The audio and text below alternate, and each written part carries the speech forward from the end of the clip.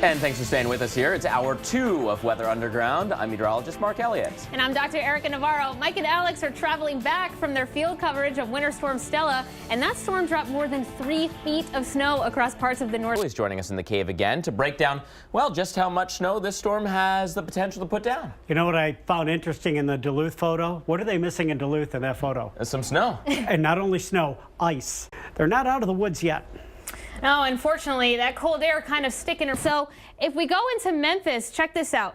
We're running a little bit below average on our rainfall this year. And actually, there's a lot of areas that are experiencing a bit of a drought right now because it's been very dry across parts of the Central Plains. And so 90% of Tennessee is now in some kind of drought. And we've got some thunderstorms and some rain coming in for the weekend, which may help alleviate a little bit of this. But places like North Atlanta, not so much. You know, there's actually an extreme drought going on. But we will get some rain on top of this. So we're looking at maybe 1 to 2 inches from Arkansas all the way up into the Carolinas, into Kentucky and Tennessee. So a little bit of rain, and it'll be a little bit of a wet weekend, but this will also help bring the temperatures up a little bit because it's been very cold in parts of the southeast. And so taking a look at this system as it's moving in, here's our potential for some scattered thunderstorms and some rain and showers. But as Mark mentioned before, this thing is really breaking up as it's moving east. So we'll have some general swath of rain, but it's not looking like it's really going to hold together. So some thunderstorms and some rain, but again,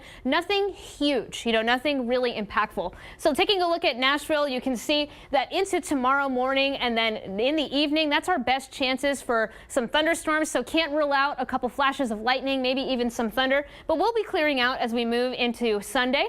And then if we look into Birmingham, you can see a lot of clouds moving in for the weekend, but again, just a very wet weekend, Mark, for a lot of that's a little bit softer of a toss. Yeah, but you start getting hit with this and it can be an issue. So what we decided to do is we decided to look at the force of snow in this case here, okay? And so what we're doing is using this equation right here. Math majors, have fun and geek out with this. We're not going to go through everything, give you the idea here. Coefficient of drag, the density of water or snow, surface area of a person that's going to get hit, and the velocity of that massive snow that came at us. So we go through the calculations here, and what we come down to is if you had a mass, a big block of snow that was coming at you at that speed, it's about 3,300 pounds of force. If we converted that to snow, it would be about 660 pounds. With the help of Dr. Forbes here, we were doing some calculations earlier, and if you have a slurry of the snow in the air, all of that coming at you at once, it's more like about 264 pounds that is coming at you. So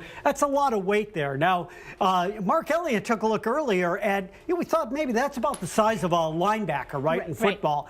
But Mark actually came up with a calculation that if a linebacker were hitting you at a certain speed, it's more like 3,000 pounds. Yeah. So there was a lot of weight here with all of that came at the person, but not enough to cause any serious injuries. Which is good, right? So it's like, this 3,000 pounds would be like if you had a fire hose of snow fired at you, right? I mean, coming at you and hitting you. But this was more like that shower, like a nice shower coming, like kind of spreading out a little bit, right? But I'll tell you what, man, seeing some of those blocks coming at you was crazy, and I'm happy nobody got hurt by that. It was kind of like the bark was big. Beautiful day there, a lot of blue there in the sky on the horizon, but a lot of warm temperatures on the way, both into the weekend and into next week. Again, we're looking at 90 degrees, again, mid-90s in the Phoenix area. And so now, typically, you do not hit 90 until around April 4th. So we're still well ahead of this on this track, but we actually already reached 92 degrees on March 13th. So it has been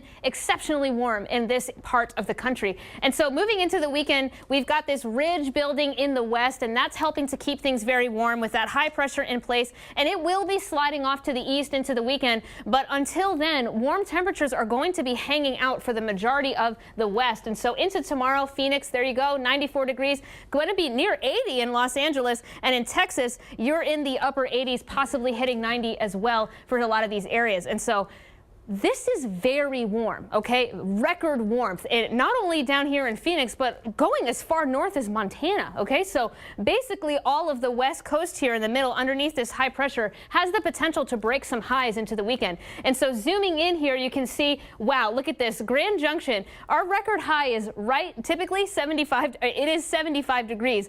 We are forecast 6 degrees above that record. So definitely looking like we could break some records there. Down in Phoenix, we our forecast at 96, and that is 2 degrees above the record. So again, a very warm day. And then moving into Sunday, Denver right around 80 degrees, Phoenix still into the 90s. Again, this warmth is just not going anywhere moving into the weekend. So Phoenix, here's that warm stretch, probably taking you all the way through Tuesday. But Mark, it looks like we might be getting a little relief now on Wednesday and Thursday. But up in the north, in the northern plains, it's going to be warm there. It's going to be fairly warm, Mark, across most of the south. How good is that 74 to 75 in Atlanta going to feel compared to this past couple of days? Literally cannot wait. It's going to be amazing. Yeah.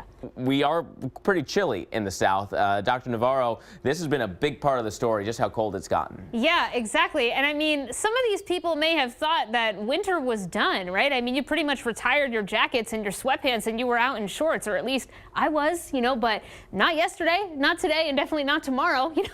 These were the lows this morning. 25 degrees in Atlanta. I mean, below freezing. Nashville, 21. Like, it's just cold in a lot of these places, and record-setting cold. Jacksonville, one of the places that actually set a record low, the latest that they've been this cold in the season. So this is definitely strange, especially when in February we were trending well above normal. And so this is a look here at where we were this past February. And so you can see Atlanta, Raleigh, and Charleston, we were somewhere around 60 degrees. But if you compare that to where we've been in March so far, all of these arrows are pointing down, which means that we are actually a lot colder, Mark, than we've been in February, which again is just like, is it winter, is it spring? I can't